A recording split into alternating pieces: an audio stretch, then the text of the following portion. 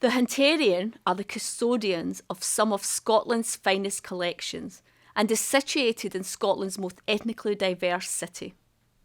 As an organisation, we are engaging in an active process of discomfort and through collaboration are beginning to address what the collection and institution can say about Scotland's relationship and impact around the globe. As part of this, Curating Discomfort is looking for ways to both embed this in our working practices through the delivery of real-life projects as well as collaborating with our stakeholders and sharing the process itself with our visitors. Over the past year, Curating Discomfort has started a conversation with museums and its people to gain an understanding of their discomfort and the motivation behind opening institutional and curatorial discourse around collections, sharing museum authority with community stakeholders from a range of backgrounds, but in particular to ensure that stakeholders who are historically our most underrepresented are actively included with equity in the interpretation of collections. And I was quite taken aback by this was just a small selection of what the Hunterian sort of possesses, and also it had me thinking about how the Hunterian got its collection and how a lot of that information isn't actually necessarily known to some of the creators that we met. The first aspect is the space, the place, the museum, and the second aspect is the people I'm working with. So thinking about the museum as a space, yes, if it's my first time getting involved in that environment, and I had a lot of self-doubt, what can I offer? I was like, yes, maybe if I am around the right people, if I'm being supported, I will do better and I will do good. We got to exchange ideas, we got to see how the curators themselves rethought.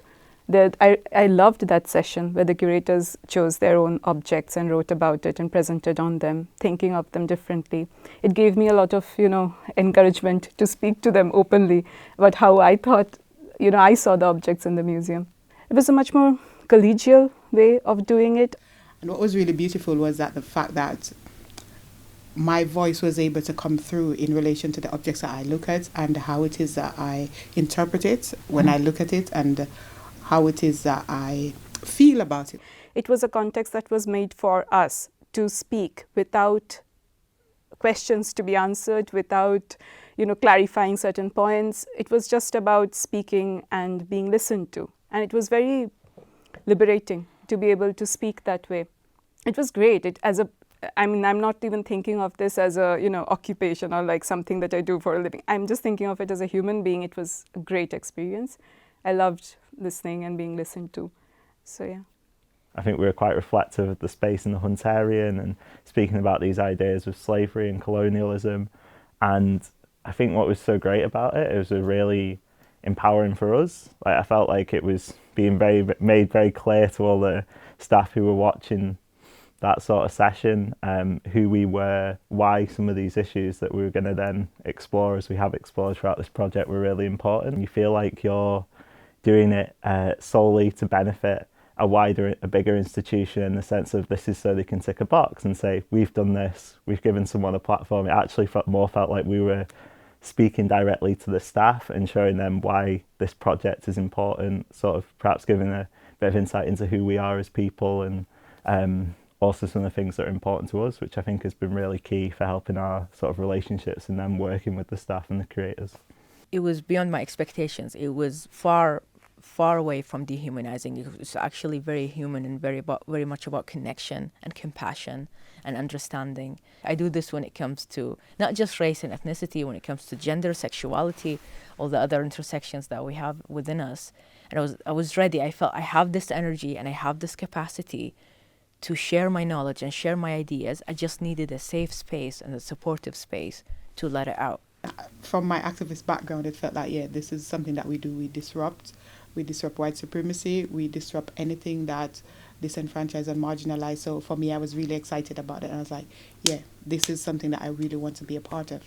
And I'm not disappointed because this is exactly the work that we're doing in the museum space. So when people come into the museum space, then it's not a space where we're glorifying colonizers. When I think about curating discomfort, I would hope that this would not just be limited to the museum. I'd hope that this would be taken to the Scottish Government. It would be in schools. It would be everywhere, because I think this is exactly what it is. This is the way forward. So for me, that was my take when you said it. I felt really excited, like, yeah, about time we did this. This is something that needed to be done. Well, one obvious thing that happened was we had the donut discussion exercise where we the staff members at the Hunterian listened to the community curators, and we listened to them talking about the importance of being listened to. And then we had immediately the follow-up session where we sort of pretended as if that hadn't happened. And the curators talked a lot about the collections. And that's telling and embarrassing and discomforting, but to reflect on quite how that played out. Initially, the situation felt quite artificial in a way. You know, the idea that we would sit, not ask any questions, just shut up and listen was quite challenging. I mean, that situation is exactly what we do in museums all of the time, isn't it? You know, we expect people to shut up and listen to what we have to say in our representations. So I think it's, you know, interesting and challenging and very, very educational for me as a curator to have the experience of the tables being turned. Another thing that was interesting about the donut discussion, and I think it was quite deliberate, was the placement of the speakers. We, the Hunterian curators, almost exclusively white people, found ourselves encircling and looking at a group of community curators, largely people of colour, talking, and we were encouraged or required to pause and to reflect and to listen. And there was very obviously a flipping of a dynamic whereby often it's the people of colour or the people of colour's culture or history which is on display. A lot more awareness of different ways of telling stories.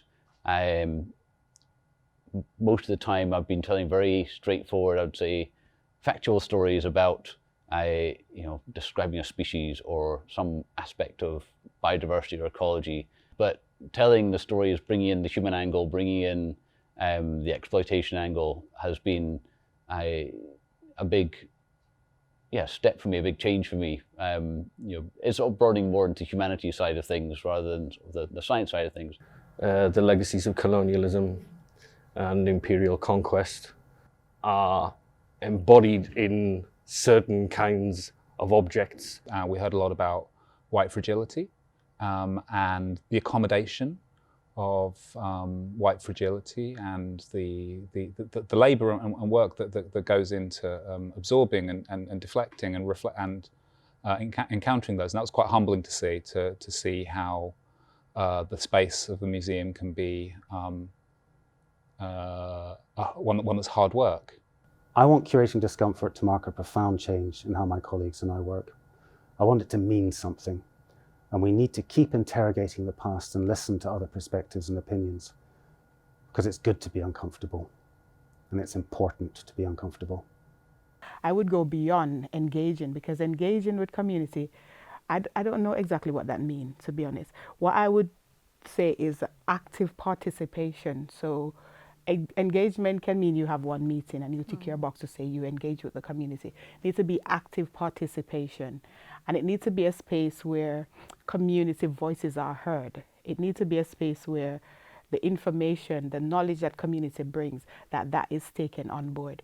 And you mentioned, you know, about a blueprint. One of the legacy I'd like to see is that this is embedded into the culture of the museum. It is embedded into the praxis of the museum. It is embedded into, the university has a curriculum that it teaches museum studies. It should, because you can't expect to go and see in a museum anti-racist space unless this has been taught in the module, you know, from wherever, I don't know where they get the people who work from the museum. So that needs to be embedded in it. It needs to be the praxis of the museum. So when I walk into the space, I need to see this space, and I need to not just see it, but I need to feel it. You know, I need to feel that this is an anti-racist space, that the museum employs someone full-time, not just a part-time, in a 2 years contract, full-time, because the museum is committed to ensuring that it's an anti-racist space. You need to have someone who's employed. As long as the museum lasts, that person needs to be employed until the belongings are returned, and then you can say, okay, I've been absolved. But until then, somebody needs to be employed. To see how museums actually benefit from having this kind of an intervention planned into how they work. And I think that our project will be able to showcase this to larger, other museums in Scotland, that this is a practical and a beneficial approach, and that they will only benefit from it if they communicate and put up such committees and include people the way we have. Perhaps share our plan of how we worked on it, and do it on local levels and see how that works for them and their collections and exhibitions. So yes, I think that these two can be the legacies of Curating Discomfort. But I think it really offers a blueprint on how to start to engage meaningfully with these conversations about how we can think about dismantling white supremacy in our institutions, how we can start to meaningfully engage with Black and minority ethnic communities, and how we can meaningfully engage with issues of slavery, issues of colonialism and imperialism. Within the Hunterian itself, I really hope the legacy of it is that some of the work we've been involved in, that blueprint we put together, all the meetings we've been a part of, really is kept to heart by a lot of the curators and really impacts the way they work with communities moving forward. And that isn't something that is just tossed aside, that it really impacts the Hunterian structures moving forward and becomes a big part of their work in the future too.